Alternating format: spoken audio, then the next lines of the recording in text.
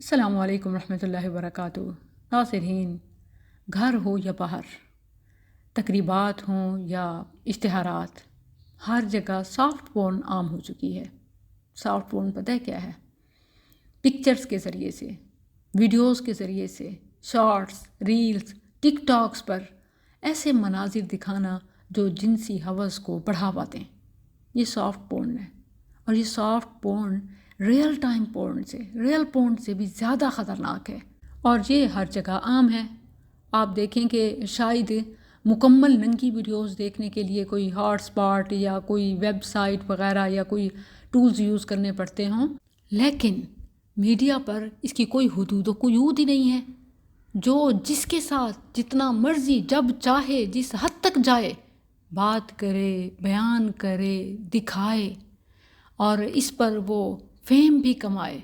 اب اگر کوئی پیسے کی خاطر یہ کر رہا ہے تو اسے ارننگ اور پروفیشن اور فیلڈ ورک کہا جاتا ہے، اور کوئی شہرت کی خاطر کرے تو اسے فیم اور ایکٹنگ اور اس طرح کے نام دے کر جسٹیفائی کیا جاتا ہے۔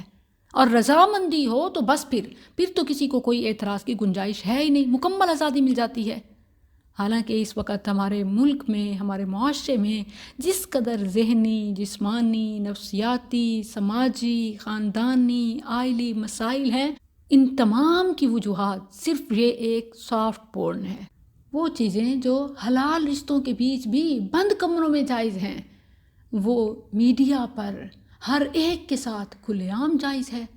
پیمرا، FIA، سائبر کرائم، ضلعی انتظامیہ، اسی طرح ایجوکیشنل انسٹیٹیوٹ کی بات ہو تو CEO اور تمام ادارے بالکل سوئے پڑے ہیں۔ ادارے تو ادارے، افراد بھی، ایون اگر کوئی اس سارے بہاؤ کے بیچ میں سے نکل کر الگ آواز اٹھائے کہ ہمارے تعلیمی اداروں میں کیا ہو رہا ہے، ہمارے مراکز میں کیا ہو رہا ہے، ہمارے چوک چراہوں پہ کیا ہو رہا ہے، تقریبات تو میں سمجھتی ہوں ایک طرف، اب گھر سے نکلیں، کوئی بیچ پہ، ساحل سمندر پہ یا بڑے بڑے مالز میں جانے کی ضرورت نہیں۔ یہ سب بے حیائی، فحاشی اول تو آپ کو اسکرین پہ اور پھر ہر سڑک چوک پہ نظر آئے گی، خواہ وہ بسکٹ کا ایڈ ہو، خواہ وہ شیمپو کی بات ہو، خواہ وہ صابن کی بات ہو۔ آپ دیکھیں کہ جتنی ننگی لڑکی اتنی زیادہ چیزوں کی پروڈکٹ کی ڈیمانڈز۔ اب تو یہ ایک ٹریڈنگ پالیسی ہو گئی ہے، تو بتائیں کہ اس سب کو ہم کیسے روکیں؟ اب برائی کو برائی سمجھنا ہی چھوڑ دیا گیا، فحاشی کی ڈیفینیشن ہی بدل گئی۔ کوئی ناچ گانوں کو فحاشی کہتا ہے۔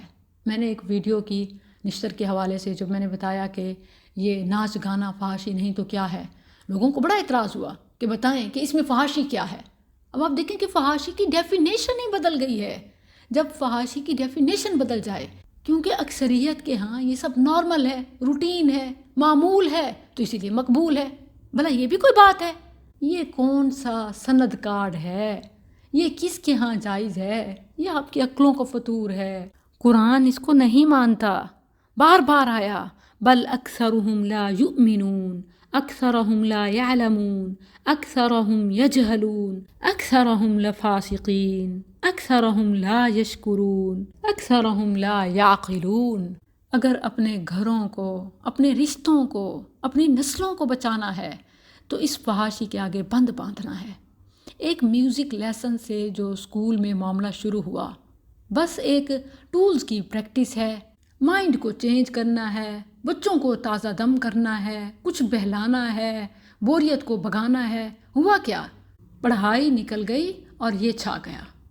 پورا ایک ڈسکو، قہوہ خانہ، کلب بن چکے ہیں، اور گھر کیا، باہر کیا، ادارے کیا، یہ تو سب عام سڑکوں پر ہے، کھلے عام ہے۔ کال گرل صرف وہی نہیں جو بند کمروں میں جسم بیچتی ہیں یا سڑکوں پہ جسم کی نمائش کرتی، بھیک مانگتی نظر آتی ہیں، بلکہ وہ بھی جو میڈیا پر جسموں کو بھیجتی ہیں، جو سکرین پر دل بہلا کر ویوز لے کے ارننگ کرتی ہیں۔ سب ایک کیٹیگری کی ہیں۔ اس کا سب سے زیادہ نقصان جس کو ہوتا ہے اور مجھے دکھ ہوتا ہے، وہ گھر میں بیٹھی با پردہ، پاک دامن، عزت و عفت و عصمت کی پیکر، ماں باپ کی عزتوں کا تاج، ان کے نام کی لاج، عرب کی سچی بندی، سیرت مصطفیٰ پر کاربند، خاوند کے لیے صدق و وفا کا پیکر، نسلوں کے تحفظ کی ضامن ہے، اسے دھوکہ دیا جاتا ہے، اس سے خیانت ہوتی ہے۔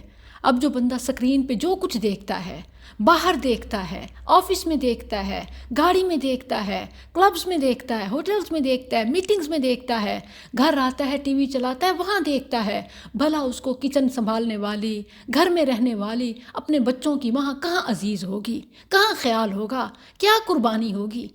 اس کا نقصان سب سے زیادہ ہمارے آئلی سسٹم کو ہوتا ہے۔ نسلیں ٹوٹ پھوٹ کا شکار ہیں، خاندان ٹوٹ چکے ہیں، کر کوئی رہا ہے، بھگت کوئی رہا ہے۔ کچھ تو خیال کیجئے۔ اگر آپ چاہتے ہیں کہ آپ کی نسلوں میں کوئی کلمہ پڑھنے والے ہوں، اللہ رسول کا نام لینے والے ہوں، نماز قرآن پڑھنے والے ہوں، صرف یہی نہیں کہ 4-5 بچے ہو گئے، بیوی گھر بیٹھی ہے، پیسہ دے دیا تو بس سب ٹھیک ہے، آپ کی نظروں کے پیچھے فکروں کا، ذہنی اور قلبی خیالات کا اور جسم کی حرکات کا، ہاتھوں اور پاؤں کا، پورے جسم کا سر سے پاؤں تک پاک ہونا ضروری ہے۔ تب جا کر کوئی اولاد میں سے، نسلوں میں سے خیر نکل سکتا ہے۔ اب آپ کو پتہ ہے کہ ہمارے بچے بچیاں، ہمارے بیٹے بیٹیاں جس دلدل میں پھنس چکے ہیں، انہوں نے وہ کیا ہی نہیں جس کی وہ قیمت بھگت رہے ہیں، خمیازہ اٹھا رہے ہیں۔ یہ ماں اور باپ کے گناہ ہیں کہ جس کا بوجھ نسلوں کے کندھوں پر ہے، اور وہ برباد ہو چکے ہیں۔ اللہ کے لیے اپنے آپ کو اس بے حیائی فحاشی کے کلچر سے بچائیں۔ ہم میں سے ہر ایک اپنی موبائل کی ہسٹری کو پاک کر لے، اپنی نظروں کو پاک کر لے، شیطانی حملوں سے بچ جائے۔ اللہ اس کا تحفہ اسے نسلوں کی پاکیزگی کی صورت میں دے گا۔ افسوسناک بات پتہ کیا ہے؟ حلال رشتوں میں بھی اب حلال نہیں رہا، ہسبینڈ وائف کے بیچ بھی حلال نہیں رہا، اور اس کی کوئی تعلیم، کوئی اویئرنیس ہی نہیں ہے۔ حلال کا انتظام نہیں اور حرام